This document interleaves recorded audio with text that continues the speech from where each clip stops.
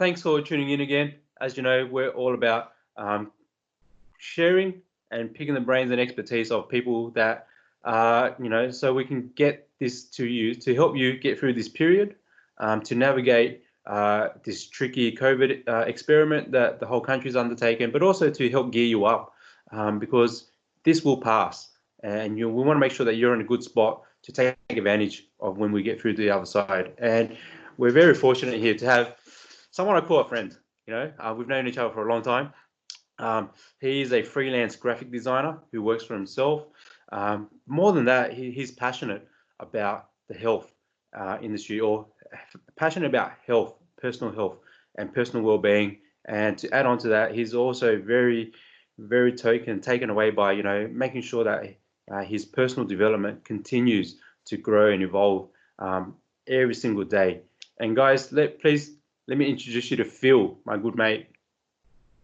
What's going on, guys? Just like Quang said, he asked me earlier before we hit record button, how can he introduce me? And even for myself, it was difficult to kind of put a label across myself and kind of encapsulate me into one word. So, however, I think the best way to describe it would be, I'm a freelance graphic designer, and I've been working within the graphic design industry as a graphic designer for around 15 to 16 years. But I also love, breathe, and enjoy living a healthy, active fitness lifestyle. And I'm fully into my personal development, whether that, in all different aspects of life, or whether that's, fitness, mental health, business development, relationship, and stuff like that. But all aspects of my life, I'm all about personal development. So it's very exciting to be here talking to Quang. Like you said, we go way back. And he's invited me onto his podcast today, so to kind of share some knowledge. I don't know everything about everything, but I do have my own experience that I'd love to share with you guys today. Yeah, thanks, Phil. And mate, I just want to touch on that a little bit. It's funny because we are complex beings. We have different hats, but society wants us to be labeled. Yeah. And that's why it's really hard to categorize you, me, people, because we love different things. We all do different things, and that's why I gave you that opportunity just to elaborate on those labels that I gave you at the start. And I'm glad you did, mate. Yeah, definitely. I think everybody everyone is multifaceted. You might go into work every day and see a guy there that's an IT engineer, and you might see him for 10 years just as an IT engineer, but that guy's probably got a family, he's got his hobbies, he's got maybe a little side hustle, he's got parents, he's got brothers and sisters. There's so many different angles to someone, and it's hard to kind of just put a label over somebody or a title and encapsulate them into just one word. So I guess we're all like that. Yeah, mate, and one of the reasons why I've spoken to, in the last couple of episodes, some classified health professionals, but I've also wanted to speak to you around freelancing, but in health as well, because you've lived it. You've made that transition yourself, from being the high school kid who enjoyed a good time eating junk to the lifestyle that you live now, and being fit, healthy, making your health a priority. Mate, Can you just talk us through I guess the starting point of that for you? The health and the design career, they're quite separate. However, the more I think about it, the more they actually have blended. Over the years, I have blended it together. So I've always been a creative person ever since I was young. Ever since I could pick up a pencil, I was drawing. I was expressing myself creatively, whether it was drawing, graffiti, getting tattoos, and that kind of just stayed with me. It was something that I just loved. So naturally, I followed that throughout high school and into university, studied graphic design, and became a graphic designer. Now, somewhere along my journey, I actually had a big health scare where I was partying a lot every weekend, and basically just wasn't healthy. In a nutshell, wasn't healthy, and went to see the doctor because I wasn't feeling well. And he basically said, your liver's not functioning well. Your triglycerides are through the roof. You're just unhealthy, mate. You need to get in shape. So that was like a big health scare for me. So kind of from that point onwards, I started living a healthy, active lifestyle, whether that was bodybuilding, general fitness, cross training, running, stuff like that. And so I had these kind of like two parallels where it was like, I'm into health and fitness, and I love this lifestyle now because I fell in love with it, but I'm also a creative. So I'm doing graphic design as a career. So for a long time, they kind of were side by side, two separate things. But like I said, the more I think about it now, within the last decade, they've kind of blended, because what's happened is I've slowly started gravitating towards working for clients within the health and fitness industry. So whether I work there as an employee or freelancing like I am now, a lot of my clients and a lot of my work has been within the health and fitness industry, whether it's for fitness supplements, health supplements, well-being supplements, or even having personal trainers as clients and doing their creative content, stuff like that. So it has gelled. I've just kind of gravitated towards that type of clientele, which is great because now I get to, express myself within the lifestyle that I like, that I love, if that makes sense. Mate, it's a perfect amalgamation or alignment of all of your passions into one with your workflow. And I love what you said there, mate. It's a lot of people think it's you either do it or not, one or the other. Yeah.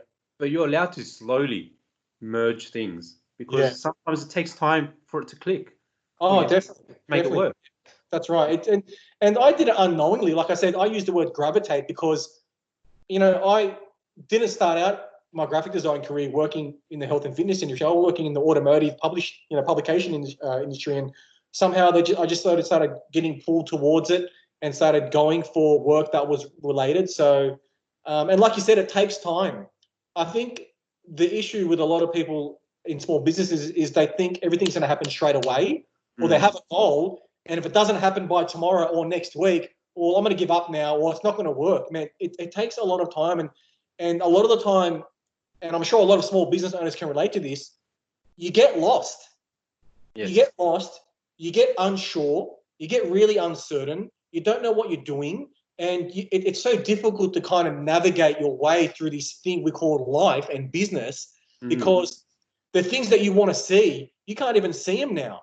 You know what I mean? And I guess what I want to share with a lot of people is that you just have to I know it sounds cliche, you just got to trust your gut. You got to just keep persevering, even though you don't know what's happening next week, or is this goal of mine going to start coming to fruition anytime soon? Because I'm getting sick of doing stuff when I feel like it's not really creating anything. Yeah. And I've been there plenty of times, and it comes and goes. Journey, it's not linear, it's up and down. Yes. And I think that's one point that I really want to highlight, is that it does take time. It takes time, and sometimes you'll be blindfolded. And what I mean by that is you won't be able to see anything that's coming, and it makes you uncertain and unsure. Yeah, most definitely. And mate, I just want to elaborate on that a bit more. You say it's a matter of focusing your energies, because a famous saying or a famous quote goes, where you focus, where your energy is focused is where your energy flows. Yeah, that's right. Definitely. So in these times of uncertainty, it's really important to make sure that you know what your big goal is. So you can, despite what's happening around you, you can still stay attracted to that, so that you can make the right decisions, keep your eyes open for those opportunities. But it's more clarity than anything else. Once you still have that clarity, you're still able to maneuver. And the big key word in the business world at the moment is pivot. So so you can adapt and adjust and pivot if you know what your big goal is, your big why. Yeah, definitely. And I think with that, people, there's a lot of habits that successful people speak about, and obviously having a big goal is one of them. And I think the mistake that a lot of people seem to do is they don't kind of keep their eye on that big goal. And the way that you do that is, look, it sounds fundamental, but keep pictures of your goals around your house. Write down your goals every day before you start the day, or maybe even at the end of the day when you're about to, get ready for bed. Have your goals constantly within the forefront of your mind, because it's so easy to be like, oh, you know what, things aren't going well. I'm not going to stick the pictures up. I'm not going to write in my diary. I'm not going to write in my journal. It's not working. I don't want to. And then you start slowly but surely losing that vision that you had. And then when you lose that vision, you stop doing the little things. You stop laying the little bricks that are eventually going to build, your castle. So as fundamental as it sounds, it's very important to keep those goals at the forefront of your mind. So you have them, but constantly remind yourself every day, this is the big goal. This is the big picture. This is what I'm working towards. Look, nothing today is working well. Everything went to shit, but however, this is the home I'm coming back to. This is the big goal that I'm looking at. So it's very important that we have these fundamentals in place. Yeah. Remind ourselves. Most definitely, mate. Most definitely. I'll ask you to share, I guess, what goal setting strategies you use. But for myself, I have, my big goal. What I want to achieve for myself and my family. Because we are ultimately working to achieve something beyond us. And for me, it's to create the lifestyle that I want with my family. But then I also chunk it down to a 12-month goal. I can't, and then I have the quarterly. I skip the monthly goals because I find that it all builds up, and then I have daily targets that I aim for, and they're written in my diary, and I have a big, I used to have it on my wall over there, but I had just a big finger, pointing at me saying, have you checked your goals today? Just a daily reminder, what are some things that you do to help keep your goals at the front of your mind? So I have a journal. Now, as we go over this, I just want to let people know that, there's no right or wrong to doing this. It's whatever fits into your daily schedule, whatever you enjoy doing, whether it could be drawing pictures, it could be writing things down, it could be having a vision board, it could be a multitude of these things together. However, what I've been doing for the last few years is I've got a journal that I write in every day. In that bookshelf behind me, I've got these white shelves, box things, and in those, I've got journals from the last 3, 4, maybe 5 years where I've done the same thing. So what I'll do is I'll wake up every day and I'll have a daily message or a quote that I write down at the top of the page. So it might be, probably can't see it very well. So I might have a message at the top of the day. So for this one, it is, don't wait. What is this one? Choose your... I can't read your writing, mate. Let me find another one. Here we go. This is a good one. I'm going to read this one. This one is make a plan and stick to the plan. So this message might be something I just make up to motivate myself, or it might be something I've Googled. So I might just type in Tony Robbins quote or Jim Rohn quote, and then I'll find something good and I'll write it down for the first thing. This is the message for the day to get my mind in the right state. I write a list of things that I need to get done on that day, and I'll put them in a hierarchy. What's most important, what's secondary. And at the bottom down here, I write a series of sentences that are basically the same thing every day. So these are my goals. And there's, I think, 6 or 7 sentences or lines, so to speak. And each of this line kind of represents, the big picture for me. So that could be a materialistic thing. So I want to own this type of home one day, or I want to live here, or I want this type of car. But there's also things in there that are not materialistic, such as I've got a fulfilling life. I have a beautiful family. I have a happy life, or things like that are not materialistic, but they're more like feelings or ultimate kind of like visions for me in my life, if that makes sense. And I write these down every day, even when I don't feel like it. Even when I feel like it, I might add stuff, I might take stuff away, it might change. But it's just that daily reminder that as much as everything might go to shit today, this is the big picture, and this is why you're doing it, kind of thing. So most definitely. And for those out there who don't know where to start, for me, to be honest, I bought something called the 5-minute journal, and it's just a booklet that was templated.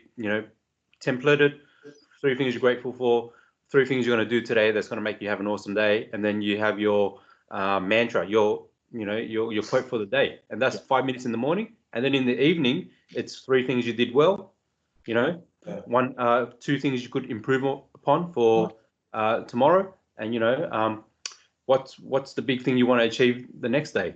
Like a debrief. That's really good. That's a really good idea to have at the end of the day. What did I did I tick things off? How well did I do? What could I do better? Kind of like a self-reflection of the day, which I think is great. That's a great idea for people to do. I might even do that myself. But I think it's important to self-reflect and reward yourself if you did good, and give yourself a little pep talk if there's something you want to do better the next day.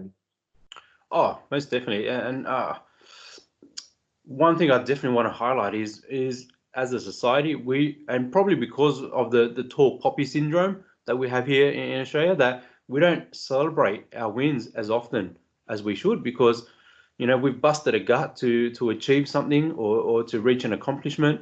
But we don't want to celebrate it because we feel like we're big noting ourselves, and other people will bring us down, which is not the case. You've deserved it. You've put in the hard yards to make it happen.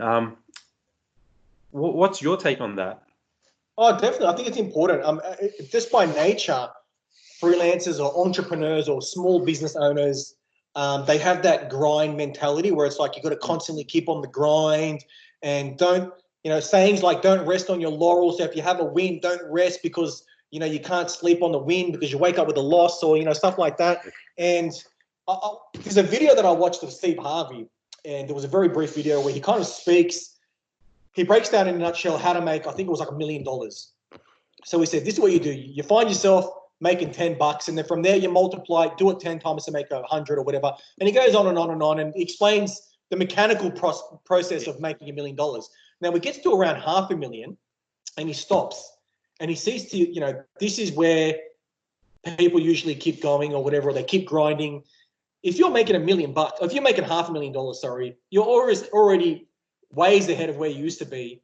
Buy yourself something nice. Yeah. Reward yourself, and then keep going. And I think that really resonates with me because, I'm the type of person to I don't buy myself much. I bought a pair of shoes yesterday or the day before, and I hadn't bought a pair of shoes in so long. My shoes are trashed because just by nature, I don't feel like I deserve it. And I'm sure a lot of people, in small business world kind of feel the same, where they feel like, well, I'm not where I want to be, so I shouldn't be, rewarding myself because I don't deserve it. And I think it's okay every now and again to stop, pat yourself on the shoulder, and get yourself something nice. You know what I mean? Obviously, don't go and buy a Ferrari, but go take yourself out, buy yourself something nice, get that thing. And I think that's important to have that. You know what I mean? Oh, 100%, mate. Most definitely. We do have to acknowledge our efforts and the work that we've put in. With yourself being a freelancer, especially in this whole COVID period, what are your observations on that particular industry and how it's been impacted? And yeah, love to pick your brain around that. So obviously, as a freelancer, I was hit. I did feel a hit in I guess some of my clients went quiet. Some of them were straight up, look, we're going through a rough time. The work that you're doing for us right now isn't at the forefront of our business, and we can't pay that invoice right now. And I took a hit. There was a large chunk of my invoices that just went unpaid for a couple of months. And I think it's very easy to get emotional in this type of situation, and whether that's get upset, get angry, and then what happens when we let these emotions fog our judgment? You start doing things that are not in your best interest, whether that's getting frustrated with clients, and then doing things, like I say, you shouldn't be doing, to sour the relationship. And I think it's easy to go down that path, especially when you're inexperienced and you're new to this, and every check means something to you. Every invoice is paying a bill. It's easy to get frustrated, get grumpy, and then you don't want to go down that path where you get angry at clients, because when this is all said and done, you want them to come back to you and say, hey, where's that work we were doing? Let's finish it off. And I was aware of this. So I did my best to be understanding to these clients. I kept them within arm's reach. I said, look, I totally understand if things are going rough. We'll finish this off when things come back. Hope everything is well for you guys. Let me know if there's anything else I can help you with. And it was hard, but I did that. And I'm so glad I did that, because we're coming out now from this period, and I'm getting clients that are coming back saying, hey, that website that wasn't important, things are back on track now. Let's finish it off, which is good. So that's a kind of experience that I want to share with others, especially newbies when it comes to freelancing, is that try to keep the emotions out of it, because obviously, like I said, emotions can take you down a path where you're doing things that you're going to regret. This period, I found, has really shown the true character of businesses in so many ways. What are you doing in this period? Are you expanding and putting yourself out there to help people more, or are you, kind of extracting it and going inwards and pushing people away and doing things to push people away, getting cranky and blaming others? This period has really shown that character in businesses. So that was my whole journey. So now I'm glad we're coming out the arse end of this whole shebang. I'm getting clients are starting to call me back up, and we're getting things slowly coming back on track. And I'm kind of glad that I didn't, close the door on clients, so to speak. Yeah, mate. But I think you hit the nail on the head there. It's one, remaining emotionally composed, because as you know, you said it clearly, emotions fog our judgment, our decision making. But even more than that, you displayed empathy to your clients, because you put yourselves in their shoes, and you understand that they're going through a rough time as well. yeah, But to continue to be a leader and to support them, show that you supported them through this whole period, yeah, and you understood them, is how you continue to maintain relationships, even though the business component is just on pause, you yeah, know, it and is. that's all it is, which is really important for you to now reaping, because you were able to, one, emotionally compose, two, display empathy, but also continue to support them. You're reaping the benefits of that out the other side of this window. Yeah, that's right. Because business, it's a long game. It's not a short game. It's not about I'm going to jump to the freelance world or and start a business or whatever, and I'm just in it for the quick grab and the quick cash, and then I'm out. Like everyone's goal, I'm assuming, is I want to do this for as long as I can, as successfully as I can, and it's all about the long game.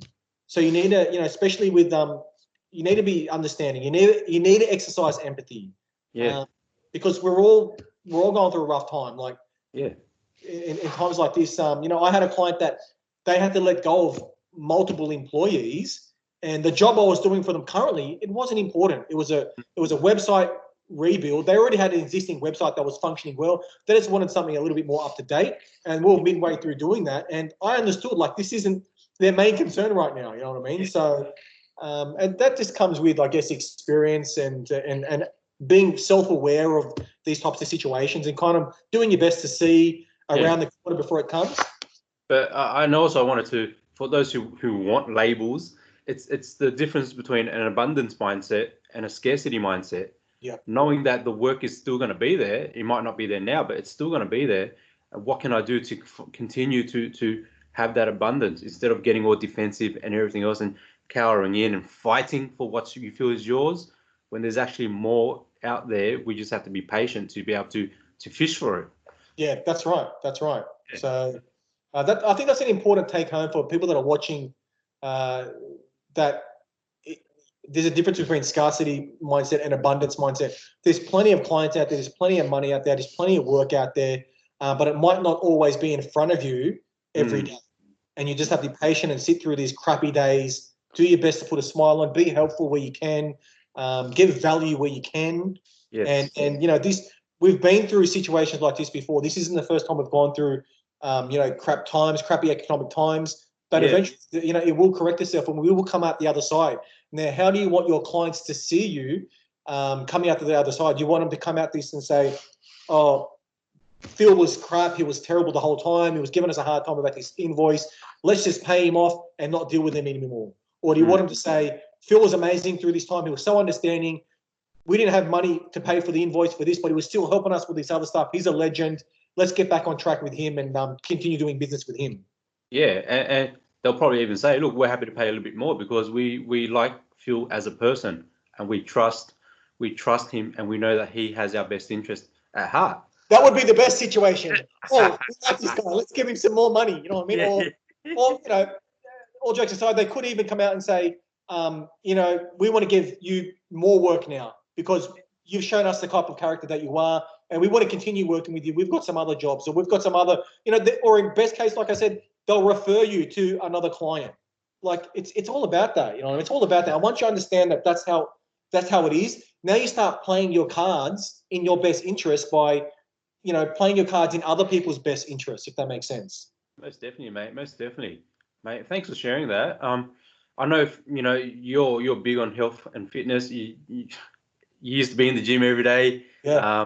What's COVID done for the health space? Because you're on the front line in regards to health. You love it. You exercise. You work out.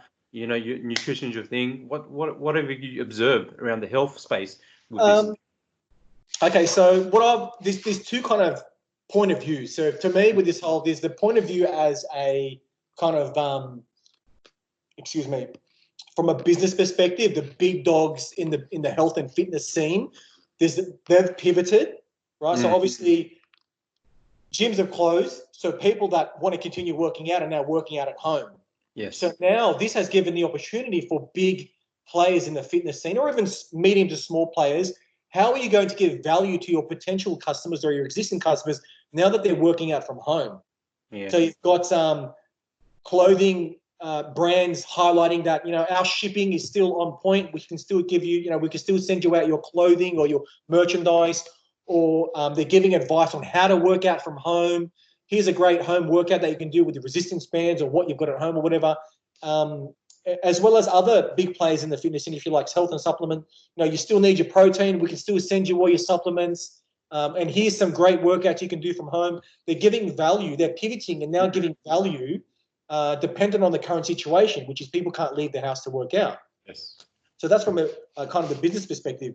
From a consumer or someone that's actually into fitness and living that lifestyle, how have you pivoted to stay on track with your goal? So if your goal was to, I want to, lean up, I don't have the gym now.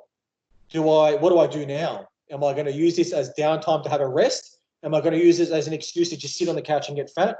Or am I going to start pivoting? And now, you know what? I can still do home workouts. I can lift water bottles. I can go for runs around the block. Technically, I can still stay on my nutrition because I'm at home. I'm cooking meals from home. So there was a multitude of different options that people can take as a consumer. It was great to see a lot of people still staying active and healthy. I think now more than ever, there was so many people out and about on the streets, going for walks, going for runs, going to the park with the family, and which I think was a positive thing.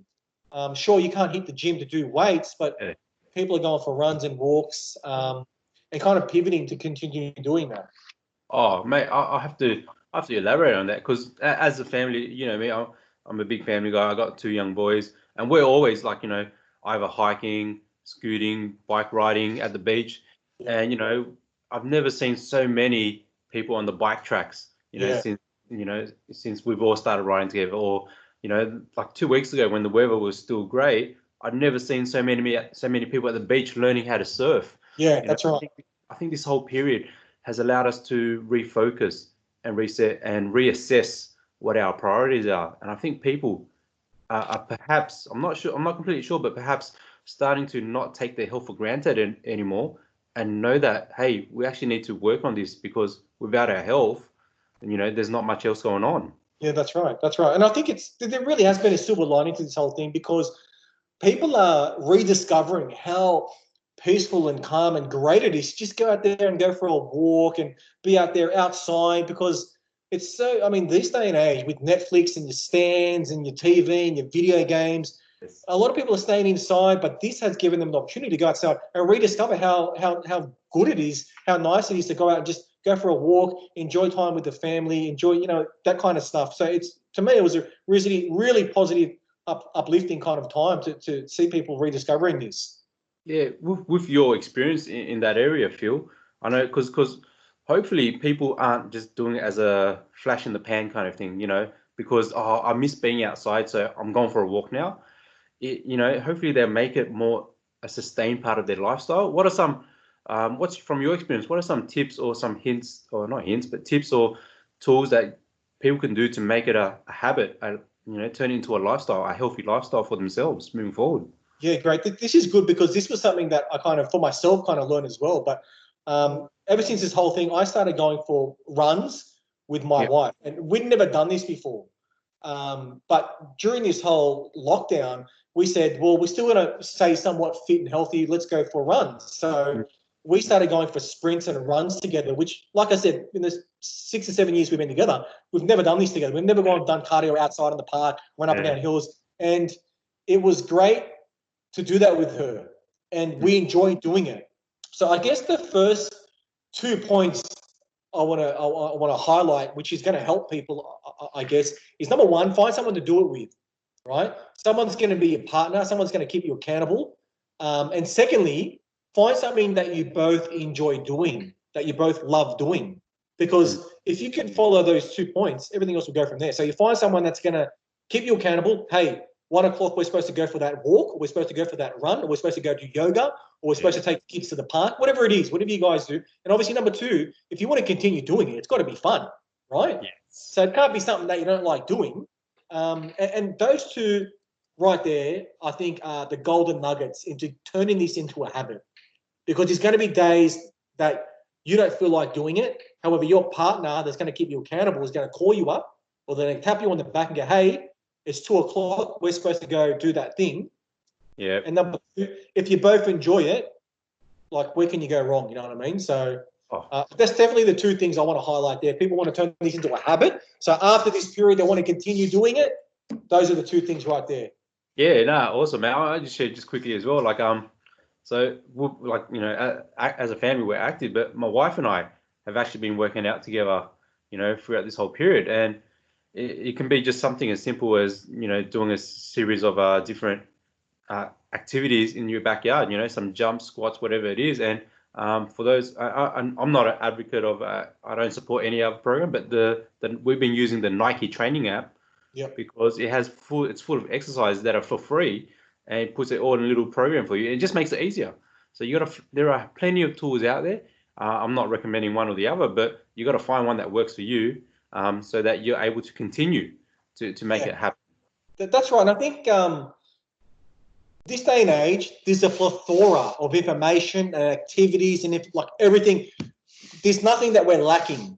I think what we're lacking is just the drive and the motivation to do it. Because there's, as far as getting in shape, there's no right or wrong ways of doing it. There's a million ways you can do it. So that's not the problem. You know, it's more so just the mindset of actually having that drive and having that motivation to go do it. Yeah, mate. To I guess bring it all together, because you just mentioned mindset there. I guess what are the key things in maintaining, you know, the right frame of mind or the right thinking to help you get through a tough or tricky period like this is now? I guess for me, it's always looking ahead, trying to look ahead of the curve. Mm. And what I think for me personally, what helped me stay composed throughout this period was not only my experience, because I've been through crappy times before, but knowing that this is not going to be forever. Yes. You know what I mean? Good times don't last, but then bad times don't last either. And this little economy hit, this little lockdown period that we're going through, it's not going to last forever. It's not until the end of time. At some point, things are slowly going to start coming back to normal. And for me, seeing that far ahead, saying, look, it's not going to be forever. Do your best to stay composed, set your little goals, stay on track, and this too shall pass. You know what I mean? And I think it's very easy for people that that I guess don't have that experience. They might be younger, or they might not have been through a lot of stuff. It's very easy to get stuck in the right now. Okay, right now this sucks. I don't want to think about the future. I just want to think about right now. What's in front of me? This is not working for me right now, so I'm going to get cranky. I'm going to get annoyed. I'm going to get frustrated and emotional. And because of that, you're making poor choices. You're acting in a way that's not in your best interest, and it's just hurting you in the long run. And we're going to come out of this. You're going to come out of this, and you're going to look back and go, oh, I regret this because I didn't stay in shape. I got cranky at my missus. I lost a handful of clients that I really needed. And you're going to be kicking yourself. So to me, it was basically just trying to look as far ahead as I could, keeping my eye on the biggest picture around the corner, knowing that this wasn't going to last. And from then on, just made decisions based on that. This is not going to last forever. And let's just keep the smile on your face, keep pushing through. And, you know, at the end of the day, life is all about how you handle things. Yeah. And definitely. So for me, that was the thing that kept me on track, was just seeing ahead, trying to see ahead as far as I could. Yeah, mate. And just to I guess not wrap that up, but to put in some sort of framework for those out there, you know, knowing what your big goal is really important, because it allows you to stay focused, you know, direct your energies towards that. Also understanding that whatever's happening around you, it's not your fault. It's not your fault, but it's also not a reflection of you and your effort. That's right. That's right. It's how we react to this stuff, right? Yeah, definitely. And then coming back to what can I do right now? You know, because the only thing you can control is yourself. So what can I do right now? I can choose to have a meltdown. You know, how does that help me achieve my big goal? So, or I can choose to continue to create content. I continue to send a text to show support, or I continue to tidy up my back end in this period. You know, and like I said, these are all choices and decisions that we make, right? We make. So control the things that you can control. Don't stress about the things that you can't, because look, the sky is blue. It's going to be blue tomorrow. It might be black the next day, but there's nothing you can do to change the color of the sky, correct? But there's certain things you can do. So if you were to kind of fast forward to when all this is over, and you had a choice of actually playing back on a screen and watching everything that you did, every decision that you made, every way that you reacted throughout the COVID period, and you were to watch it, do you want to watch it and cringe at the way that you behaved and acted? Or do you want to be proud of yourself and, man, you know what? I handled that like a gun, like a professional. I stay composed and I'm proud of myself. Like, how are you going to look back? And these are decisions that you make now. Yeah. That's a really great strategy there, mate. It's we reflect on what we've done previously, but you can also reflect on future decisions as well, and that'll help. We all have some morals and ethical values within us, but sometimes we can't envision that in the future. But if you're able to kind of project yourself into that frame, it allows you to see, hey, what do I actually need to do? How do I want to be perceived moving forward? And if I know how I want to be perceived, then I know what I need to do to create that perception. Yeah, definitely. 100%. I agree with you, because it's all about the biggest, I guess, thing for me is how great personal development is, because it teaches you to be self-aware. It teaches you to self-reflect, and it means stepping out of yourself and looking back at yourself and saying, how am I doing right now? Yeah. And really criticizing yourself, evaluating yourself again. Is this am I acting like the type of person that I want to be? Yes. You know what I mean? And am I proud of myself, or are there some things that I need to fix up? And having that ability, I think that self-awareness is so powerful, because it enables you to start becoming the person that you want to become. And then because you become that person, it's amazing how things in life start coming towards you that you wanted. Yes.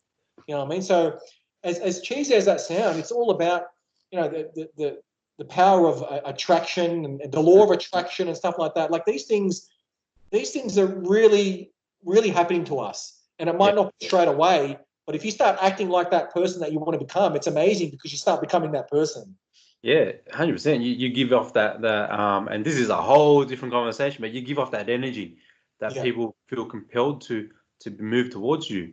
And I think you hit the nail on the head, mate. Self-awareness, conscious awareness, whatever you want to call it, is definitely key. If you are aware of your thinking and what you're doing, then it allows you to adapt your behavior or adjust your behavior to what you need it to be moving forward to achieve what you want to achieve, which is really critical. Mate, we go way back. We can talk about this. We love this kind of stuff. We've even bumped into each other at Tony conference many moons ago. Yes, you recommended the Kerwin Ray thing. No, I went to that. It was great. Yeah, man, we do go way back, because I've got photos of me and you from like party days at festivals and stuff. That's how far we go back, which was like 2006, 2005, 2004, even further back. Yeah, unreal. It's funny. My Facebook memories popped up, and it's like, hey, we were at that music festival so long ago, and that was only recent. Yeah, good time. All right. Mate, I want to show thanks and appreciation for you coming on and sharing what you do, what you know, what your insights with so much passion as well. But if anyone has a question for you, or if they want to know more about, fitness or freelancing, or just want to pick your brain in general, how can they best reach you or contact you? Okay, so my Instagram is a lot of kind of fitness and personal and fitness stuff, lifestyle type stuff. There's not really any work-related things in there. So you can jump on my Instagram, which is Phillip Raymond Host. My email, if you want to email me about design, creative content, content editing, or my profession, my email is philip@strongmediagroup.com. And you can email me about any type of work that you need to get done. I've also got a YouTube channel, which is Phillip Raymond Host, where I just started putting content on there again, kind of documenting my lifestyle, which could be anything. So Instagram is like fitness and health related personal stuff. Yep. The email that I gave you is for professional stuff. And then my YouTube is just basically everything and anything right now. Yeah, mate, that's awesome. That's awesome. Mate, again, thank you for letting us pick your brain, for allowing you to share your insights, because I'm sure anyone would have got something from this conversation. And mate, we definitely have to catch up again soon. For sure. Thank you so much for having me, Quang. It's been a pleasure talking to you and your audience. I hope you guys could really take something from this conversation that we had, and I'll speak to you guys soon. Mate, have an amazing day. See you, Quang.